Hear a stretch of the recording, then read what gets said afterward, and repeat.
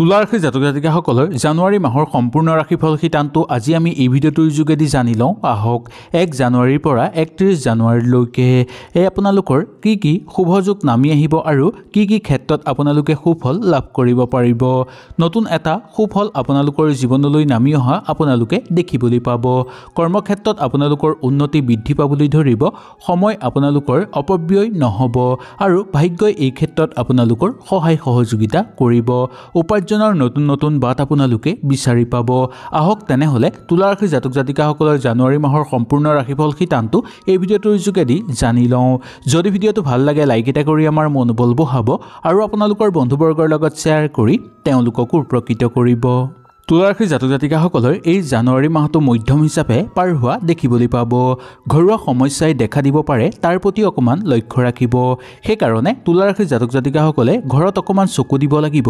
এই মাহত মানসিক চাপ আপোনালোকৰ বৃদ্ধি পাব পাৰে বা ঘৰুৱা কিছুমান কৰ্মত আপোনালোকৰ অশান্তি অনুভৱ কৰা দেখিবলৈ পোৱা যাব।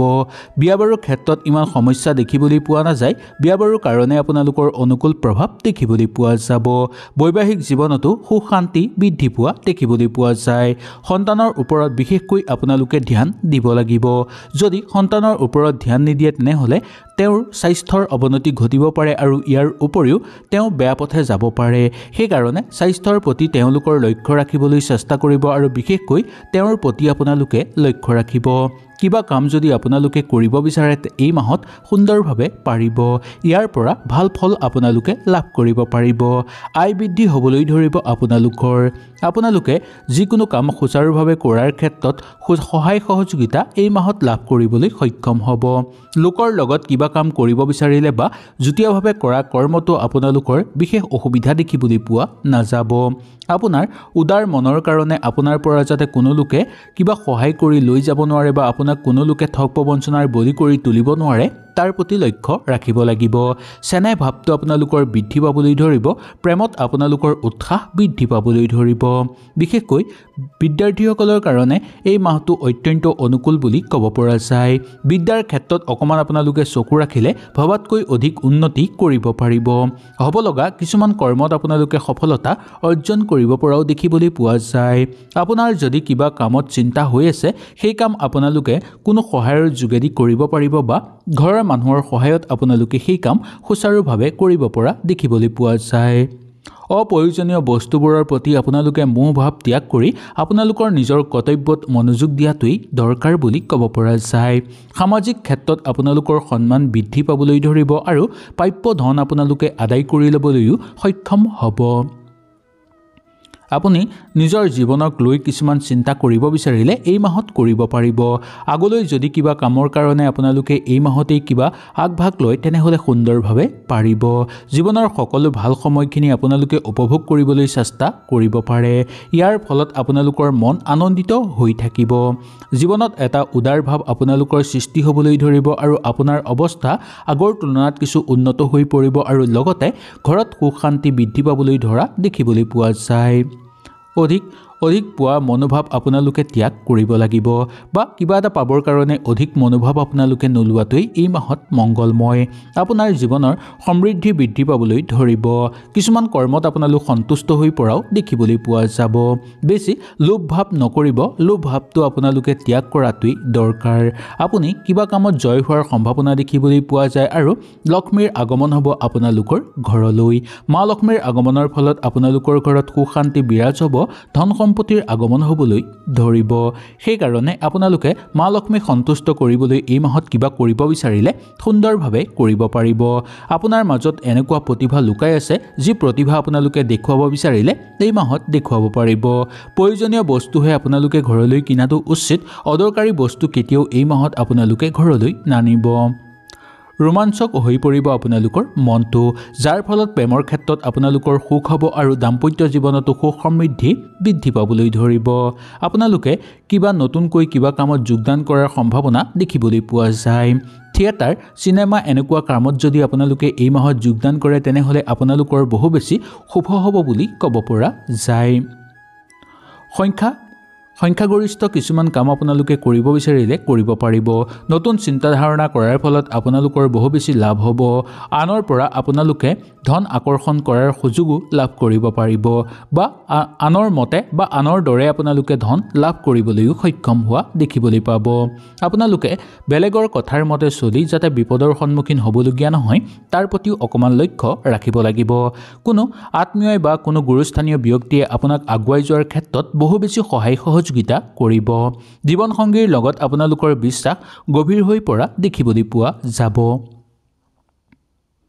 ইয়াৰ পিছতে তুলা ৰাশিৰ জাতক জাতিকাসকলৰ এই জানুৱাৰী মাহটো আপোনালোকৰ কিছুমান কথাত আনন্দময় পৰিৱেশ বিৰাজ হ'ব আপোনালোকৰ সংগীতৰ লগত জড়িত লোকসকলে মাজে মাজে হতাশাৰ মাজত সোমাই পৰাৰ সম্ভাৱনা দেখিবলৈ পোৱা যাব পাৰে কিন্তু নিজৰ কৰ্মত মনোযোগ ৰাখি আপোনালোকে সুচাৰুভাৱে কৰিব বিচাৰিলে কৰিব পাৰিব নিজৰ কৰ্মত মন দিয়াটোই আপোনালোকৰ কাৰণে দৰকাৰ অলপ ক্ষেত্ৰতেই আপোনালোকে অকমান চকু ৰাখিব ইয়াতকৈ বেছি আপোনালোকে নিৰ্ভৰতা বেলেগক নকৰাটোই দৰকাৰ আপোনালোকে দীৰ্ঘদিন কৰি থকা কামত আপোনালোকে কিছু উৎসাহ লাভ কৰিব বা নিজকে সময় দিবলৈ আপোনালোক সক্ষম হ'ব ঘৰুৱা পৰিৱেশত সুখ শান্তি বিৰাজ হ'বলৈ ধৰিব আপোনাৰ শুভ দিশ আৰম্ভ হৈছে বুলিও ক'ব পৰা যায় এই নতুন বছৰৰ পৰাই আপোনালোকৰ ঘৰলৈ নতুন নতুন সুখবৰ আহিব আপোনালোকে যদি কৰবালৈ ফুৰিবলৈ যাব বিচাৰে বা ভ্ৰমণ কৰিব বিচাৰে কৰিব পাৰিব দূৰ ভ্ৰমণৰ ক্ষেত্ৰতো একো অসুবিধা দেখিবলৈ পোৱা নাযায় ঘৰৰ মানুহক লগত লৈ যদি আপোনালোকে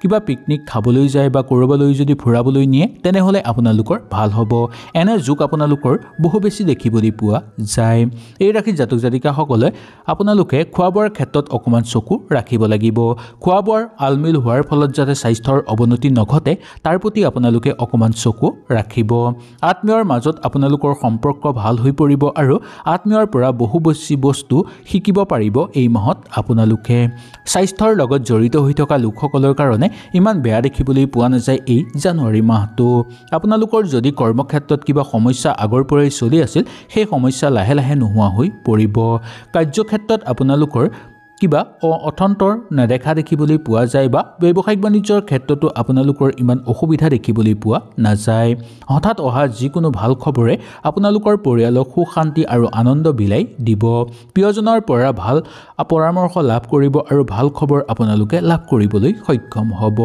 কিবা বাৰ্তাই আপোনালোকৰ মন আনন্দিত কৰি তুলিব বা উৎসাহ দুগুণে বঢ়াই তুলিব পাৰে যদি আপুনি কঠোৰ পৰিশ্ৰম কৰিছে তেনেহলে সেই পৰিশ্ৰমৰ উচিত ফল আপোনালোকে এই জানুৱাৰী মাহতেই লাভ কৰিব পাৰিব কিবা জটিলতাৰ মাজত যদি কিবা কৰ্মত সোমাই পৰে তেনেহলে কোনো আত্মীয়ই আপোনালোকক সেই জটিলতাৰ পৰা আনিব বৈবাহিক জীৱনত সকলোতকৈ বিশেষ দিন বুলি ক'ব পৰা যায় এই মাহটো আপোনালোকৰ অত্যন্ত অনুকূল হ'ব প্ৰেমৰ জীৱনতো প্ৰেম গভীৰ হ'ব আৰু লগতে প্ৰেমত সংগ সুখ আপোনালোকে লাভ কৰিবলৈ সক্ষম হোৱা দেখিবলৈ পোৱা যাব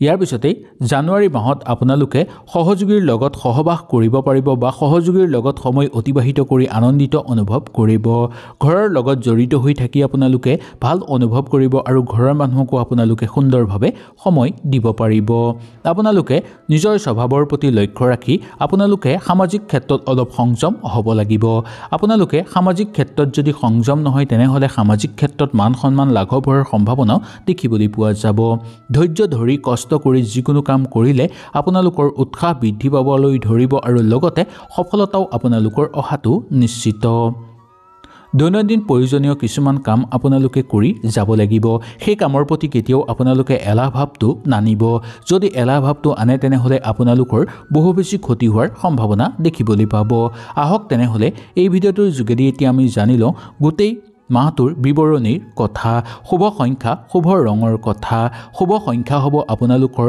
9 শুভ ৰং হ'ব ৰঙা আৰু মেৰুন এই ৰংকেইটা আপোনালোকৰ কাৰণে শুভ হ'ব স্বাস্থ্যৰ প্ৰতি অকমান লক্ষ্য ৰাখিব ধন সম্পত্তিৰ ক্ষেত্ৰত শুভ দেখিবলৈ পোৱা যায় সবাতোতকৈ চাকৰিৰ ক্ষেত্ৰতো আগভাগ ল'ব বিচাৰিলে ল'ব পাৰিব বা চাকৰি বাকৰিৰ কাৰণে যদি কিবা কাম কৰিব বিচাৰে আপোনালোকে তেনেহলে কৰিব পাৰিব ইয়াৰ পৰাও সুফল লাভ কৰিব পাৰিব হয়তো এই ভিডিঅ'টোৰ যোগেদি আপোনালোকে সুন্দৰভাৱে বুজি পালে যদি কিবা অসুবিধা পালে নিশ্চয় মোক তলত কমেণ্ট কৰি জনাব তেনেহলে আজিলৈ আপোনালোকৰ ওচৰৰ পৰা বিদায় লৈছো কালিলৈ আপোনালোকক পুনৰ লগ পোৱাৰ প্ৰতিশ্ৰুতিৰে আজিলৈ নমস্কাৰ